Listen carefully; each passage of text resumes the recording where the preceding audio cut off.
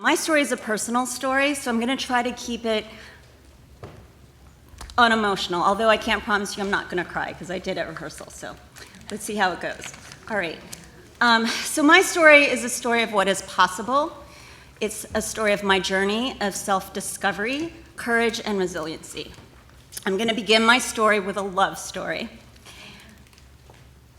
In the year 1962, two children, ages 10 and 11, met at a piano recital, which led into the beginning of a long-distance friendship.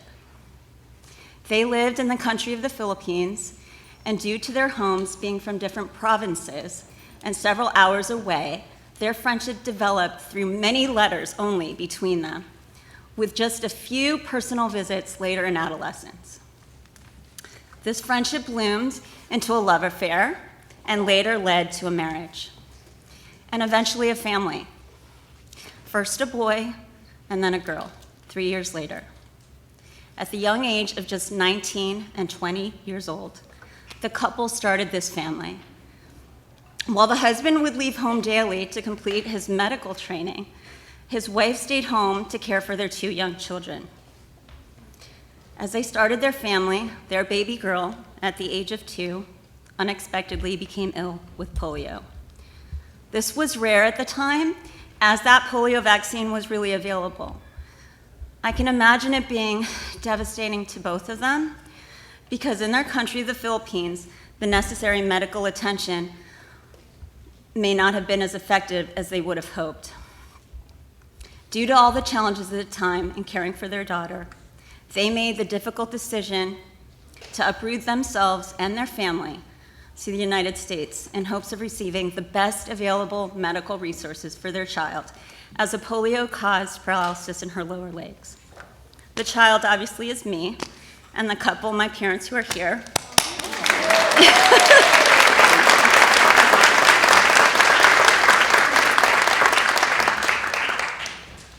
Young and still children themselves, my parents took the risk to leave their native country of the Philippines, come into and live in another country, the United States. It was unfamiliar to them in both language and culture, and they really only just had $200 in their pocket. My dad tells me that all the time. Just $200 in their pocket, Marifel. I get it, Dad. Okay. So with the help of relatives, thank God for that, my parents struggled to make it work, and they did so with strength, perseverance, and most importantly, faith. I wish I could say it was easy, but I can imagine for them being very difficult for caring for two children, one of which was disabled, while also adjusting to a culture that was unfamiliar to them. In addition, my father was tasked in finding a job as a physician with very little professional networks in the United States. As a child with a disability, I was given all the opportunities afforded to me. My parents loved me, they took care of me, they gave me the necessary medical attention that they hoped for when they left the Philippines. Growing up, I don't think I was really aware that my physical disability or abilities were any different from another child because, frankly, I was happy. I was taken care of. It wasn't until adolescence that I started to recognize that I was not physically able to do what I was physically unable to participate in, as my peers were in athletics and taking part in so many more physical and social activities that were just too difficult for me. So honestly, during that time, adolescence felt truly lonely. This time probably was the hardest time of my life. I would often think, did I fit in? Where did I even fit? If not having contracted polio and having to manage with a physical disability, would I be as unsure of myself or question what I truly was capable of doing? I don't know, but I thought about that often. While my family took care of all the difficult things, I often would think to myself, what would happen should they no longer be there to take care of me? So much anxiety, fear, and sadness came over me when these thoughts arose. I would often think, if only the world could accommodate to me, as opposed to me always trying to accommodate to it.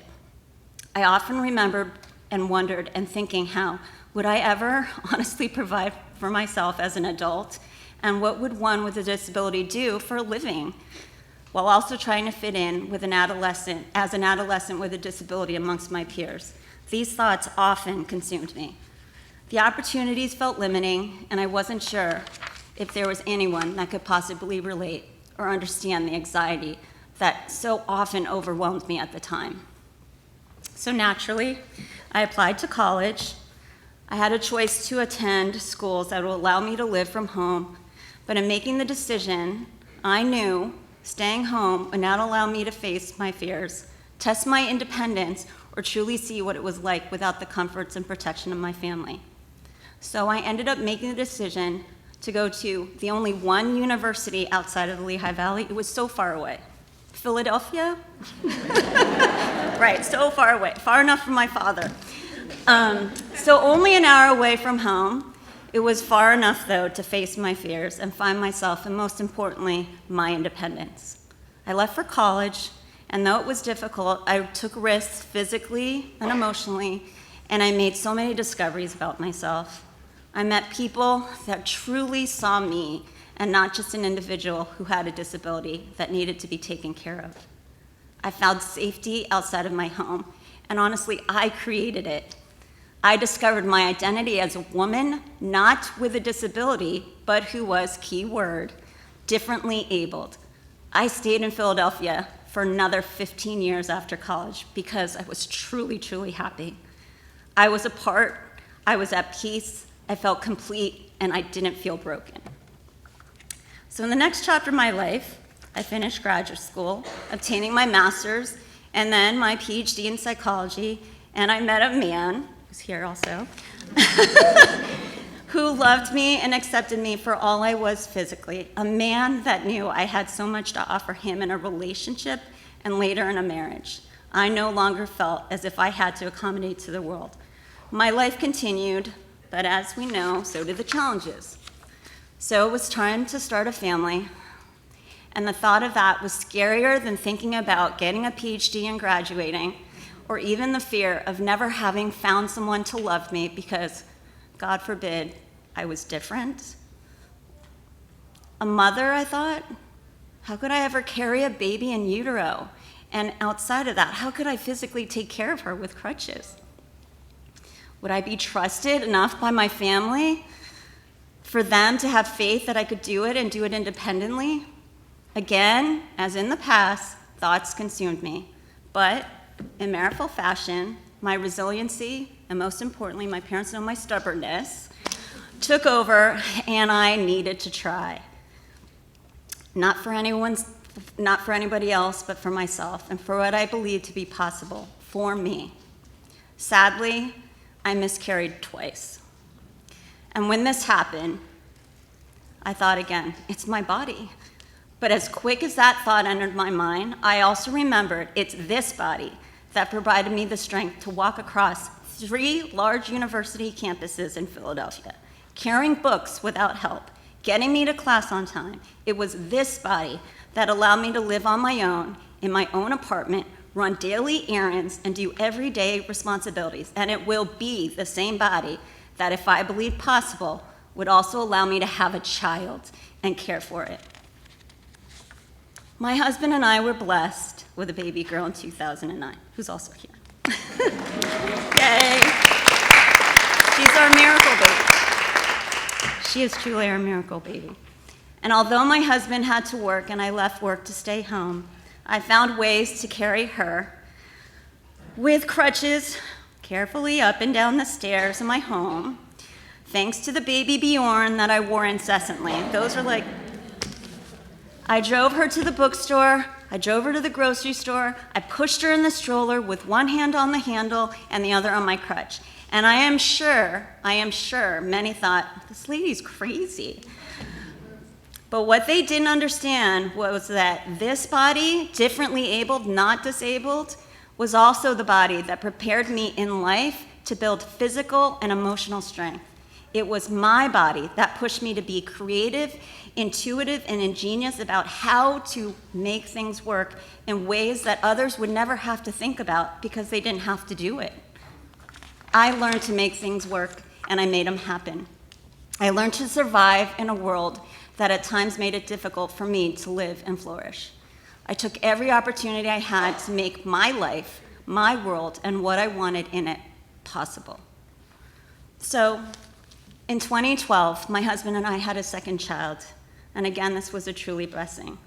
But this time, I was working full-time, 40 hours a week as a psychologist, rounding in hospitals and facilities, carrying a large work bag, 5 months pregnant. I honestly don't know how I did it, but I did.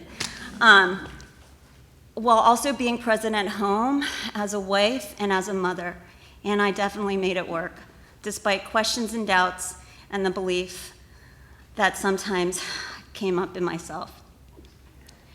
Today, my children are both 13 and 9, and I'm still working, but now as a full-time clinical psychologist in private practice. That yesterday, March 10th, 2022, marks the second year anniversary of its opening.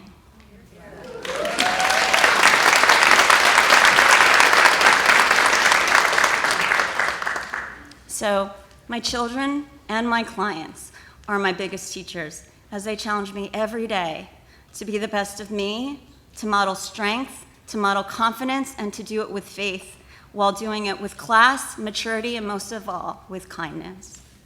I have learned throughout my journey that life is definitely about disappointments, but most importantly, it's more about success. Life is about how we choose to see it and the choice we have to create the life we want it to be.